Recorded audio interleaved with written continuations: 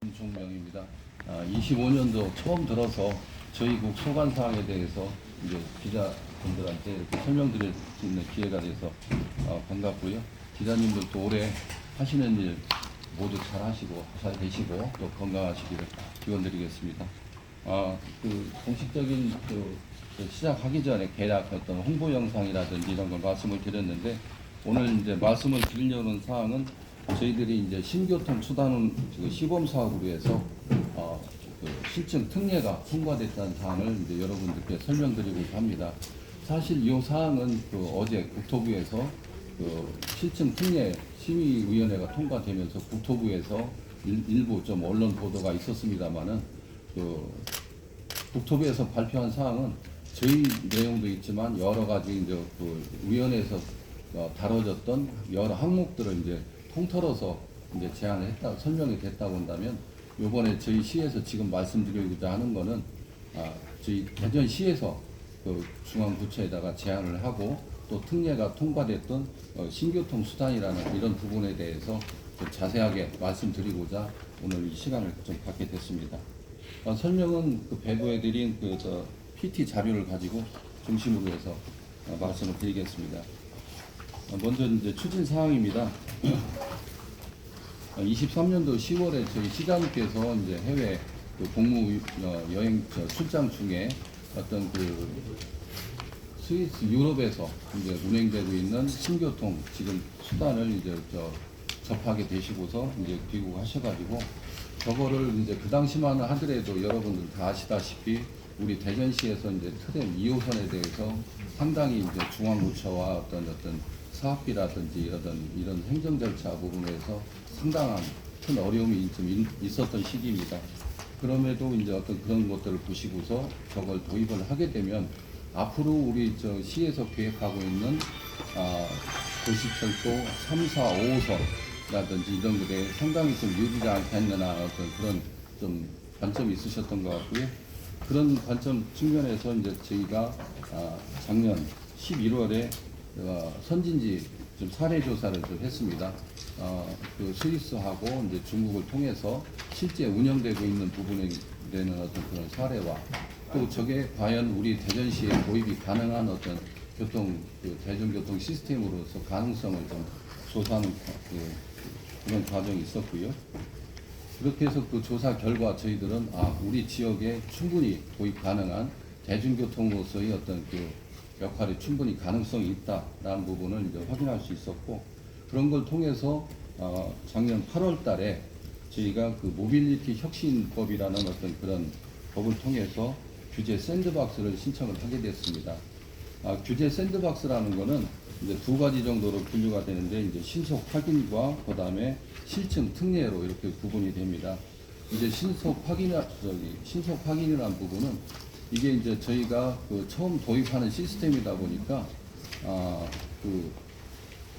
국내에 이 시스템을 도입하는 데 있어서 관계되는 여기에 적용되는 관계 법령이 있는지 없는지를 확인하는 어떤 그런 절차가 되겠고요. 이런 것들은 이제 관계 법령이 없다 보니까 이걸 시범 사업을 하기 위해서는 특례 어떤 관계 법령이 개정되고 규정이 마련되기까지는 상당한 시간이 소요가 되기 때문에 이런 관련 법은 없지만 이런 특례를 줘서 시범 사업이 가능하도록 하는 것이 이 법의 취지이고, 이게 처음 23년도에 도입된 법입니다. 그래서 이제 저희가 신속 확인과 어떤 특례를 받게 됐고요. 또 이 과정에서 작년 9월에 국회에서 이제 신교통 국제 세미나를 통해서 교통 관련 전문가들을 통해 가지고 충분히 우리 대전시뿐만이 아니라 우리나라에도 충분히 도입 가능한 시스템으로라는 부분이 이제 검증이 됐던 사례가 있었습니다. 그걸 통해서 이제 저희가 관계부처 협의라든지 실무협의 심의가 있었고, 그것이 25년도 1월 10날 실질적인 모빌리티 혁신위원회에서 이제 심의 통과됐던 어떤 이런 경과 과정이 있겠습니다. 다음 페이지입니다. 그렇게 되면 일단 이 실증 특례를 통해서 주요한 성과를 이제 말씀을 드리자면, 저희가 이제 대한민국 최초로 해서 이제 신교통 수단을 시범 사업을 함에 따라서 관련 제도, 법규가 없음에도 불구하고 시범 사업을 실질적으로 추진할 수 있는 어떤 성공적 추진이 탄력을 받게 됐고요. 그 다음에 이제 그 관련법 개정이라든지 제도 마련을 위한 중앙부처와의 긴밀한 협력 체계가 구축이 될 것 같습니다. 그 관련법이라고 한다면 이제 자동차 관리법에 의해서 이 차량이 그 길이가 상당히 세량간이다 보니까 한 30m가 됩니다. 기존 관련 그 법 규정은 19m까지가 최대 우리나라에서는 버스로 해서 그 관계 법령에 그 규정이 되어 있는데 이거를 30m까지 확장할 수 있는 그런 그 법 개정이 필요하고 또 간성 급행 버스법 또 도로교통법 뭐 이런 것들이 어떤 법령 개정이 이제 필요로 하는데 대광이라든지 국토부에서도 이 부분에 대해서 상당히 긍정적으로 생각을 하고 있기 때문에 향후 그 법령 개정에 있어서 중앙부처와의 어떤 긴밀한 협력이 가능할 것 같습니다. 다음은 이제 그 작년 12월 18일 날 그 기재부에서 기업 지역 투자 활성화 방안을 발표하면서 민간에서 그 유망 분야 투자 지원 대상 사업으로 이게 선정이 됐습니다. 이게 선정이 됨으로써 이제 기업이 이 사업을 투자하는 데 있어서 친환경적인 제도라든지 이런 것들이 이제 마련이 됐고 이런 부분들이 민간에서 이제 저희 그 국내 기업들이 이제 차량 제작이라든지 이런 부분에 있어서 상당한 투자를 하는데 긍정적 효과가 있을 걸로 기대하고 있습니다. 또 다음은 이제 그 아까도 이제 국제 세미나라든지 이런 걸 통해 가지고 지금 그 우리 국내에 대중교통으로 해서 이제 도입되고 있는 게 가장 이제 최신이 이제 트램밀입니다. 트램이라는 걸 검토하고 있는 이제 인천, 수원, 시흥, 광주, 창원이라든지 이런 도시에서 경제성 부분과 운영비 부분에서 상당히 유리한 것, 또 지역적 여건을 충분히 이제 그 커버할 수 있는 어떤 이런 것들이 홍보가 되면서 전국적으로 이게 이제 확산, 보급될 수 있는 계기가 이제 마련이 될 것 같습니다. 다음 페이지입니다. 그러면 아까 계속해서 이제 모빌리티 실증 특례라는 부분에 대해서 이제 계속 이제 말씀을 드리고 있는데요. 이 제도를 좀 잠깐 설명드리도록 하겠습니다. 이 관계 법령은 그 모빌리티 혁신법이라는 그 관계 법령이 되겠고요. 새로운 모빌리티 수단, 그러니까 사람이라든지 물건을 이동, 운송하는 수단을 이제 저희들이 이제 모빌리티라는 어떤 단어로 표현이 되고 있는데 그거 관련해서 서비스라든지 기술, 시험, 검증하기 위해서 제한된 범위 내에서 규제를 완화해주는 어떤 이런 제도입니다. 이 제도를 완화받기 위해서는 이제 국토부 장관이 위원장으로 하고 있는 그 모빌리티 혁신위원회의 어떤 심의 과정이 필요하고요. 이 심의를 받게 되면 그 관계 법령이 없음에도 불구하고 이 저희들이 시범 사업을 2년간 그 운영이 가능합니다. 그리고 또 2년에 걸쳐서 1회 또 연장이 가능하기 때문에 최대 4년 동안 이 사업을 저희들이 시범 사업이 운영이 가능하다는 말씀을 좀 드리겠습니다. 그 밑에는 이제 그 관련 절차들을 이제 설명한 그 루트가 좀 되겠습니다. 다음 페이지고요. 그럼 요번 실증 특례 심의 사항에서 가장 좀 쟁점이 됐던 사항은 그 차량 관련입니다. 차량의 규격이 최대 19m에서 저희들이 신청한 게 32m입니다. 그렇게 이제 그 차량이 그 전장이 길어지다 보니까 이 규격이 과연 우리 국내에 도입 가능한 건지 이런 부분 쟁점과 그다음에 이제 충돌 시 승객 보호를 위한 안전 인증. 이게 이제 보통 자동차 같은 경우에는 버스 같은 경우에는 전도 시험이라고 해서 어떤 교통사고에 의해서 이렇게 충돌이 있었을 때 그 차량이 전도가 되는지 안 되는지 안 되고 안전이 인정이 받을 수 있는 이런 부분들이 좀 쟁점이 됐었고요. 그다음에 이제 이게 이 차량이 길면서도 어떤 차량 같은 경우에는 우리 KTX처럼 들어갔다가 이제 양방향 운행이 가능합니다. 그러다 보니까 깜빡이라든지 어떤 이런 등화 장치, 그 다음에 차량이 길다 보니까 옆 차량과의 충돌을 예방할 수 있는 이런 장치들이 어떻게 가능한 건지 이런 안전 관련 사항들이 좀 쟁점이 있었고요. 또 다음은 이제 운영 관련해서 이게 이제 그 누군가는 운전자가 이제 그 운전을 해야 되는데 관련 면허가 현재 규정이 없습니다. 가장 큰 면허가 이제 대형 면허하고 특수 면허, 이제 추례라든지 이런 게 있는데, 이런 부분들은 2005년도에 서울시에서 이제 그 불철버스를 운영을 하면서 대형 면허로 해서 운행됐던 이런 부분들이 있고, 아까 말씀드렸던 그 기술적인 조향 장치 어떤 이런 도움을 받아서 원만하게 좀 원활하게 운영할 수 있지 않을까, 그런 사항들이 좀 쟁점이 됐었고, 또 이게 이제 그 불철버스의 회전 반경을 고려한 노면, 그 도전의 안전 표시, 그다음에 이제 혼용차로 운영 부분. 현재 그 도로교통법상에서는 트램처럼 어떤 그 전용도로만 이게 이제 운영이 설치가 가능한데, 그 트램 노선의 중앙차로를 운영하면서 트램과 병행해서 이 분철버스도 같이 그 차로를 운행할 수 있는 그 혼용차로 운영, 이런 부분들이 좀 쟁점이 됐었고, 이런 부분들은 이제 그 관련 그 제도 마련을 하면서 시범 운영을 하면서 저희들이 관계 부처와 규정들을 그 마련을 하고 기준을 저희 준비해갈 그런 예정입니다. 다음 페이지입니다. 다음 페이지는 이제 저희들이 시범 신교통수단을 어느 노선에 어떻게 운영할지 하는 어떤 그런 내용이 되겠습니다.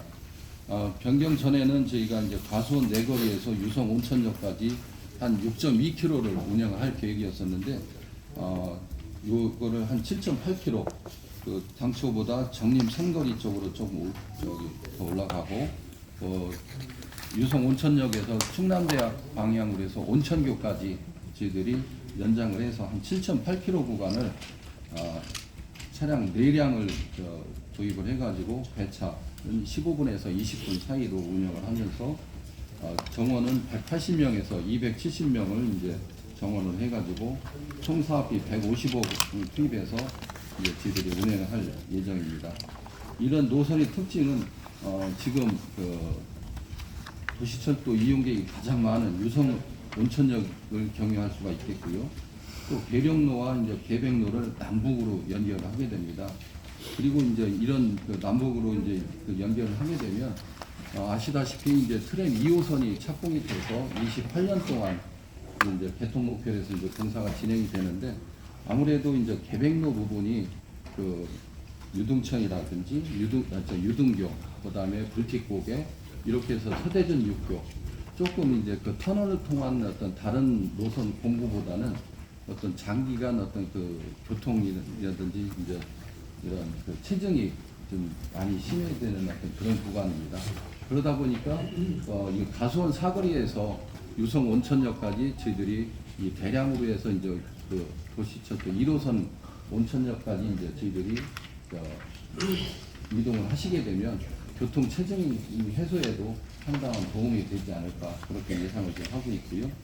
또 도시철도 2호선 광역철도와도 연결성이 있는 그런 노선의 특징이 있겠습니다. 다음 페이지는 아까 이제 시범 홍보 영상도 있었습니다만은 호주라든지 아랍에미레이트, 프랑스, 중국, 또 기타 뭐 덴마크 뭐 이런 데에서도 이런 시스템이 운행되고 있는 사례가 되겠습니다. 다음 페이지는 이제 신교통 수단이 도입됨으로써의 어떤 장점입니다. 장점 중에서 이제 가장 큰 부분은 트램 대비해서 그 사업비가 40% 수준입니다. 또 운영비는 65% 수준에서 이 교통수단 운영이 가능하다 보니 저비용으로 해서 고효율의 어떤 그런 효과가 있겠고요. 또 도시철도하고 버스의 장점을 동시에 보유함으로써 대량 수송, 또 정시성, 경제성, 또 그 등판 능력이 있다 보니까 그 노선의 어떤 유연성이 있습니다.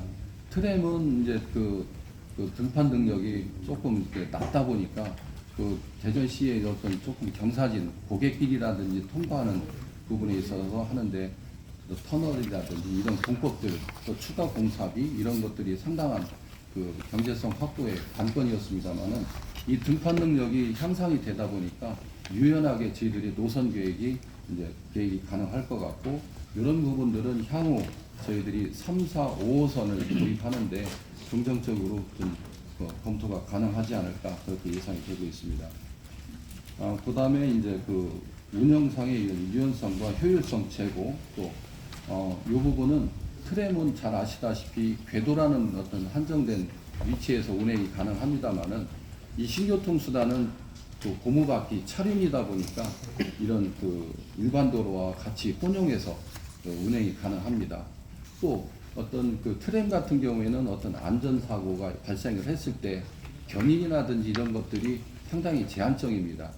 어떤 그 궤도에서 한정돼서 운행이 돼야 되는데 이 차륜으로 운영되는 이런 그 신교통 수단은 사고가 났을 때도 금방 대처가 가능해서 우회라든지 이런 부분들도 가능한 그런 장점이 있겠습니다. 다음 페이지입니다. 향후 계획으로요. 저희들이 일단은 그 1월 달에 이제 신교통 시범 사업 이제 사업 계획 승인을 받은 상태에서 저희들이 바로 사업 추진을 위한 TF팀을 구성을 해서 관계 기관과 전문가들을 구성을 해갖고 사업 추진을 위한 어떤 운영 또 향후 문제점 이런 부분들을 이제 검토를 본격적으로 시작을 하겠습니다. 그리고 국비 확보 측면에서 그 국토부 간선된 코스제 BRT 종합계획에 반영하기 위한 신청서를 저희들이 해서 위원회 심의 받도록 해가지고 국비 확보가 될 수 있도록 노력을 하겠습니다. 그리고 저희들이 그 명절 전에 저희들이 그 차량 제작과 구매를 위한 그 국외 출장을 다녀와서 바로 어떤 그 조단청 국제 입찰이라든지 이런 절차가 진행될 수 있도록 준비토록 하겠습니다. 이런 그 요번에 그 우리나라 최초로 도입됐던 어떤 그 저비용 고효율 신교통 수단 도입을 통해서 우리 대전이 인류 교통 도시로 도약할 수 있도록 어떤 계획이 마련되도록 최선의 노력을 다하도록 하겠습니다. 이상 그 준비된 자료로 해서 일단 말씀을 드렸고요.